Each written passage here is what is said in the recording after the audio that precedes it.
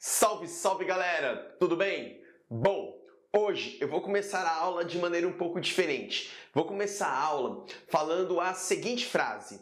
A frase é esta: o Estado sou eu. Forte essa frase, não? Olha só, quando eu viro para você e falo o Estado sou eu, o que você que está aí do outro lado leva a acreditar? Que de fato quem manda no Estado sou eu. Ou seja, é uma atitude um pouco monárquica, não é? Não é uma atitude um pouco impositória? Pois é por meio desta frase que hoje nós vamos começar a conversar sobre o absolutismo. E uma das frases que mais marcam este período no continente europeu foi exatamente essa frase: o Estado sou eu, que foi dita pelo rei francês Luís XIV no auge do absolutismo. Vale destacar que o absolutismo, que traz essa construção da ideia absoluta, basicamente é um sistema onde o monarca, onde o rei conduz de maneira unânime todas as estruturas políticas, sociais, econômicas e culturais do seu país. Ou seja, todo o poder ficava acumulado na mão do monarca, que basicamente conseguia se estruturar por meio de uma forte política mercantilista de acúmulo de capital. Muito bem, pensando nisso, vamos discutir, querendo ou não, como se formou este modelo absolutista durante basicamente toda a Idade Moderna, grandes mestres. Vejam só. O poder absolutista está muito relacionado ao enfraquecimento do poder dos nobres no fim da Idade Média. Como vocês bem sabem, os nobres durante a Idade Média, durante o feudalismo, basicamente eles eram o dono das terras, eles eram o dono dos feudos. Tanto que os reis, durante a Idade Média, não tinham um poder tão atuante tal como os nobres.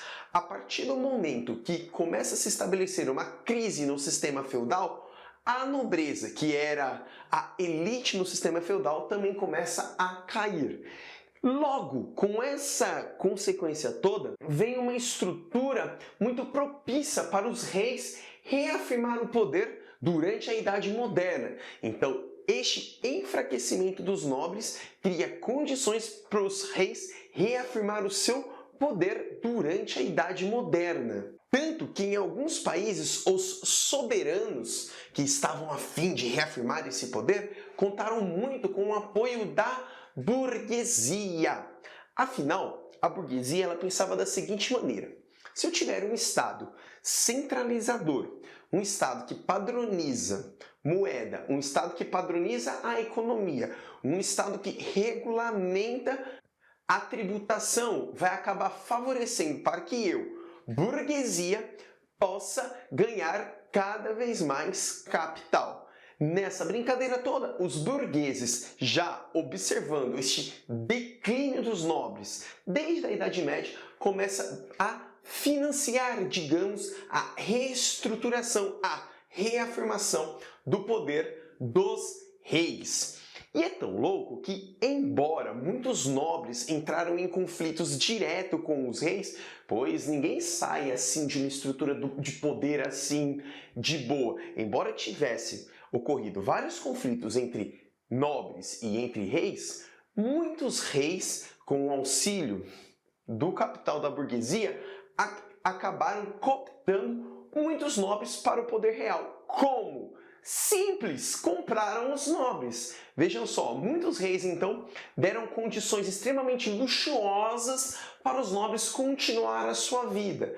E uma vez que os nobres receberam todas essas condições luxuosas, eles ficaram na miudia e passaram a não mais combater contra os reis, e sim andar junto. Querendo ou não, então agora nós temos uma trinca que vai fortalecer muito os reis. Nós vamos ter os reis, a burguesia e os nobres andando no mesmo time, andando de braços dados. Olha só, aí você deve estar pensando, mas que absurdo, os nobres simplesmente deixaram de mandar em tudo?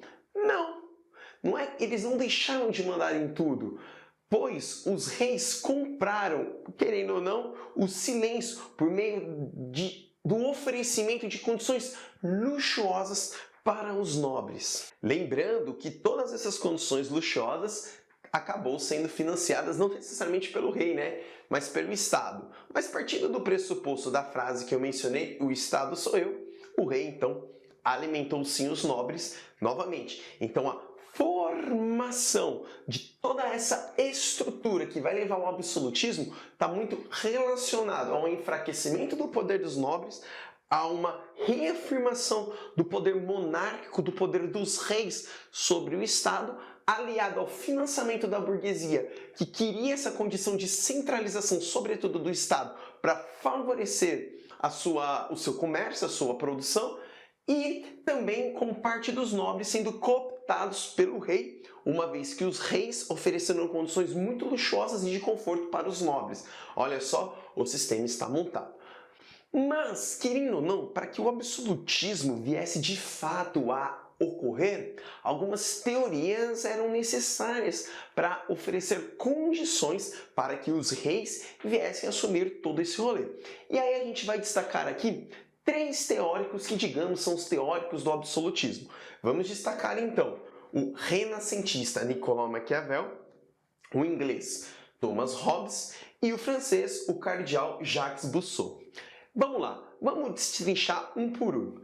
O renascentista Nicolau Maquiavel, inclusive autor do livro O Príncipe, ele sempre construiu que a ideia do Estado é ser um Estado forte. Tanto que ele sempre apoiou, por exemplo, o uso da força, se for necessário o uso da força para o Estado se manter forte. Olha só, querido, é um discurso muito propício a uma forte centralização do Estado. Então, se necessário for impor a força sobre a população para manter a ordem aqui no Estado, vamos fazer. Olha só, uma fundamentação para a condição do poder absolutista ou renascentista Nicolau Maquiavel apontava. O outro é o inglês Thomas Hobbes, que nós sabemos formulou aquela ideia de que o homem, na sua essência natural, ele tende a ser mau, ele tende a matar o outro, e ele precisa de um Estado controlando tudo isso. Vejam, mais uma condição reafirmando a necessidade de um monarca ou de um Estado muito forte.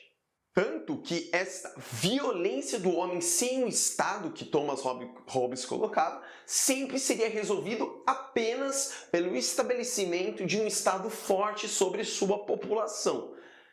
E aí, para basicamente consolidar toda essa estrutura que vier a ser o absolutismo, veio o francês cardeal Jacques Rousseau e diz que o rei, ele só é rei por um direito divino, ou seja, ele é quase que uma divindade aqui na Terra. E por ele ter esse direito divino, as atitudes dele não podem ser contestadas. Ou seja, qualquer coisa que o rei fizer, qualquer coisa que o rei realizar, a grande população não pode contestá-lo. Afinal, o rei, ele é quase que um enviado de Deus para a Terra e ele, por meio do direito divino, sabe muito bem o que está fazendo. Convenhamos, se a gente pegar os 3 teóricos aqui que vão angariar a estrutura do absolutismo, colocar dentro de uma panelinha e mexer, você simplesmente vai tirar uma frase mais ou menos assim: o Estado sou eu. Ué, se a gente, por exemplo, tirar essa frase e colocar num pacotinho, ficaria mais ou menos assim: o absolutismo é necessário para controlar a sociedade. Ora, a gente tinha elementos que fundamentavam, teoricamente, o absolutismo. E é tão louco que é exatamente nesses países, na Inglaterra de Thomas Hobbes e na França do cardeal Jacques Rousseau, que o absolutismo de fato vai se efetivar e, digamos, ser o principal modelo ou os principais modelos absolutistas que ocorreram na Europa durante a Idade Moderna. Pensando nisso, então, vamos começar a falar do absolutismo inglês. Inglaterra. Aqui eu tentei simbolizar um rei, tá? Tá um rei, a coroa, todo esse rolê todo. Beleza? Então vamos lá. Nós temos aí a Inglaterra. A monarquia inglesa, ela vai começar em 1066 com William I, que também era conhecido por Guilherme, o Conquistador, que era um duque da Normandia que invadiu o território inglês e tomou para si o terreno, já impondo um governo extremamente centralizado. No entanto, o poder do rei, mesmo nesse período, nunca foi um poder tão efetivo, nunca foi um poder tão absoluto, pois em 1215, com a Magna Carta, o rei estava sempre submetido ao parlamento inglês, que discutia em comunhão, parlamento e rei, o que deveria ou não ser feito na Inglaterra. Lembrando que boa parte deste parlamento inglês ele era composto por nobres que vinha em outros espaços da Europa perdendo a voz, mas na Inglaterra, mesmo com o declínio da Idade Média e a ascensão da Idade Moderna, os nobres ainda, via Carta Magna, pertenciam ao parlamento inglês e discutiam as necessidades que iriam ocorrer na Inglaterra. Veja que estrutura política era essa. Entretanto, nós sabemos que as coisas elas vão mudar. Nós tínhamos aí duas famílias na Inglaterra, duas famílias de nobres muito importantes na Inglaterra, poderosíssimas, que entraram em conflito, o que vai deflagrar, digamos, a primeira fase do absolutismo na Inglaterra. Lembrando que a monarquia inglesa, que começa com William I em 1066, estava ainda submetida via Magna Carta, assinada em 1215, às vontades de um parlamento.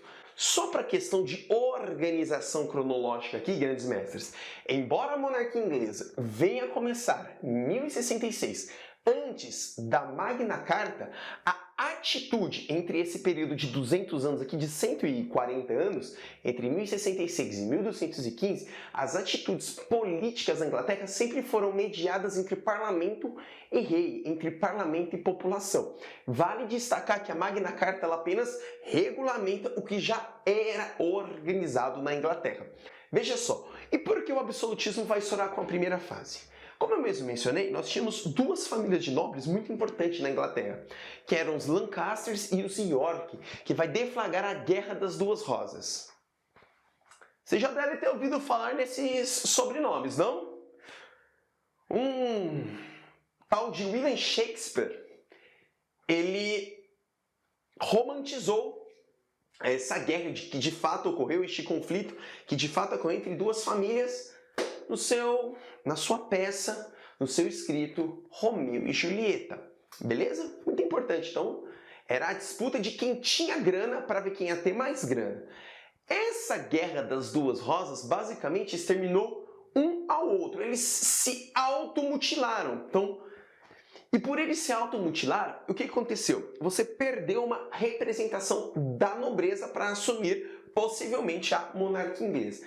Quem vai assumir é Henrique VII, que tinha indiretamente relações com as duas famílias. E a partir de então, ele vai colocar na Inglaterra o que nós vamos chamar de dinastia Tudor.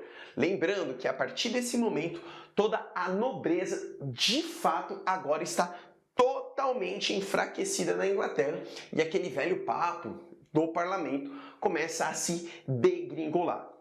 Mas a Inglaterra vai conhecer o forte absolutismo no governo de Elizabeth I, que vai durar de 1558 a 1603. Pois é.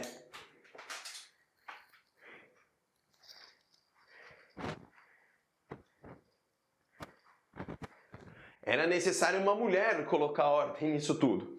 Mas brincadeiras à parte, Elizabeth I ela foi uma hábil administradora. Ela conseguia mediar com muita organização o parlamento inglês. Ela conseguia sempre se estruturar por meio, digamos, de um diálogo e muito forte com a manutenção do seu poderio mercantil. Tanto que é neste período que a Inglaterra vai se consolidar como a principal potência mercantilista da época. Antes de falar de Elizabeth I, eu até peço desculpa a vocês por não ter mencionado, mas antes tarde do que nunca.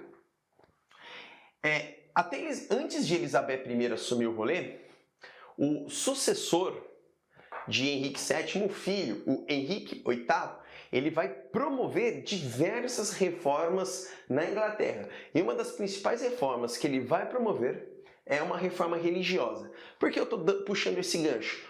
Gente, tem uma aula sobre reforma protestante. Aliás, são 2 aulas sobre reforma protestante aqui na plataforma Gabarita Gel. E é muito importante você assistir aquela aula para fazer relações com a situação política que vivia a Inglaterra. Tudo bem? Voltando à perspicácia de Elizabeth I, que consolidou o absolutismo financiado por um grande processo mercantil, foi exatamente no governo absolutista dela que a Inglaterra vai vencer a invencível esquadra espanhola e conquistar colônias no Novo Mundo, conquistar colônias na América do Norte. Outro parênteses, vale a pena também assistir às aulas sobre Revolução Americana para você ver o pepino que foi essas 13 colônias para a Inglaterra. Tudo bem? Mas os poderes absolutistas estavam estabelecidos na Inglaterra. É claro que depois da morte de Elizabeth I e a falta de uma união política, as disputas de poder entre nobrezas para ascender ao poder monárquico, fez com que a Inglaterra viesse a perder todo esse poder absolutista, que inclusive vai criar pressupostos básicos para o iluminismo, que aí de fato destrói todo o poder absolutista. Se não viu a aula de iluminismo, é muito importante assistir. Mas o país que de fato veio com o absolutismo mais duradouro e bastante efetivo fora a França. Tudo isso vai começar com, digamos, a Guerra dos 100 Anos, que vai durar de 1337 a 1453. Mais de 100 anos, que foi uma guerra entre Inglaterra e França por disputas de espaços. E quem sai como grande vitoriosa ao longo dos vários conflitos, né, que ocorreram durante a Guerra dos 100 Anos foi a França. O fato da França sair vitoriosa vai valorizar muito o sentimento de Estado e de nação. Vai valorizar muito o sentimento do nacionalismo. Então, eu sou francês mesmo e por isso eu preciso de uma organização que se estruture forte e efetiva aqui na França. Nas décadas seguintes da Guerra dos 100 Anos, os monarcas franceses expandiram mais ainda o seu território e trouxeram para o governo francês os nobres para organizar. Mas vale destacar que aqui a economia não ficava mais sobre o comando, sobre a tutela dos nobres, e sim sobre o comando dos reis. Ou seja, o rei tinha dinheiro, tinha espaço, tinha território. Cara, eu mando nisso tudo.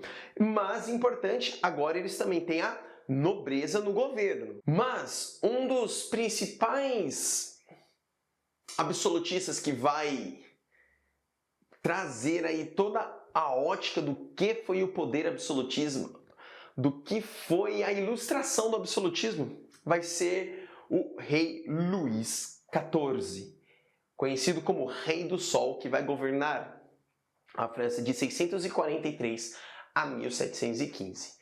Vale destacar que até o rei Luís XIV assumir o poder na França, o dono da frase "o Estado sou eu", muitos outros reis vieram passando com poder absolutistas. Mas esse aqui simbolizava o poder máximo, pois ele morava no Palácio de Versalhes, não em Paris, morava em Versalhes, vivia um luxo absurdo, basicamente financiado pela toda a estrutura mercantilista, e ele foi o símbolo máximo do absolutismo. Então, literalmente, o rei mandava em tudo. Quando você pensar, amigos, em absolutismo, eu quero que fique muito claro que o absolutismo ele estava apoiado por teóricos, e isso é muito importante, por Nicolau Maquiavel, por Thomas Hobbes e pelo cardeal Jacques Rousseau. E o absolutismo, querendo ou não, ele não mexia só com a população em geral, ele mexia com todas as classes, todas as esferas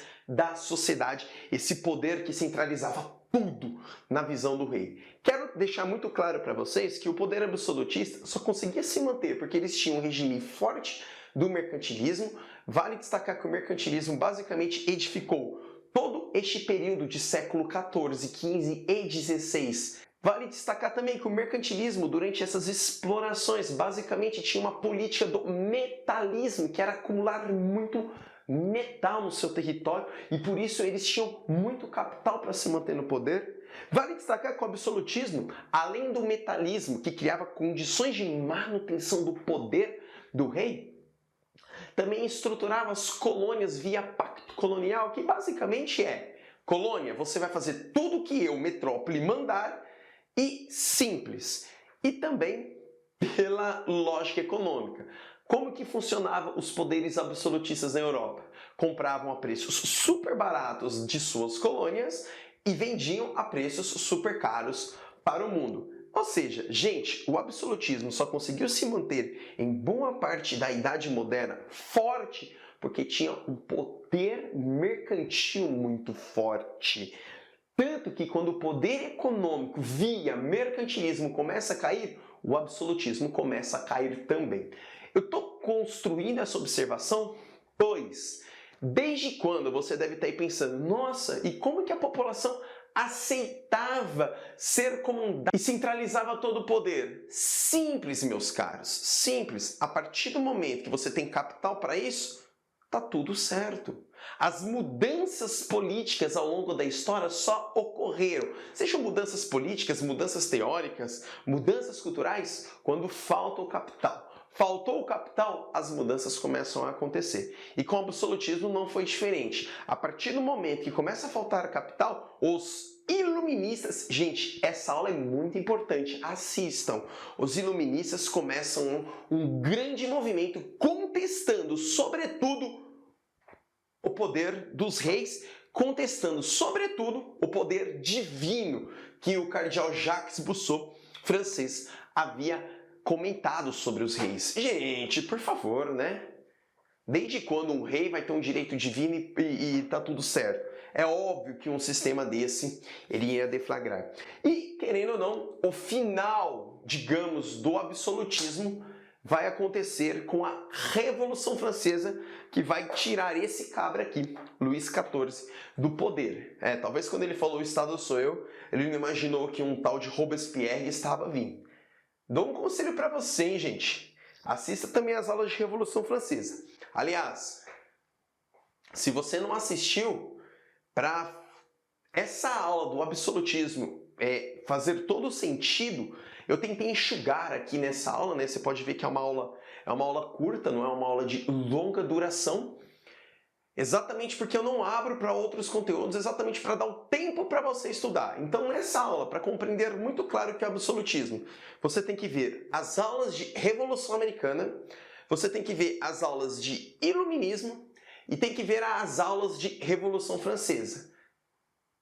Tem que assistir. Lembre-se, o sucesso depende do seu e do meu esforço, beleza? Muito obrigado, galera. Eu, em nome da plataforma Gabarita Gel, agradeço demais a confiança de vocês. Lembre-se, juntos somos mais fortes. E, como eu sempre digo, até a próxima, galera. Valeu!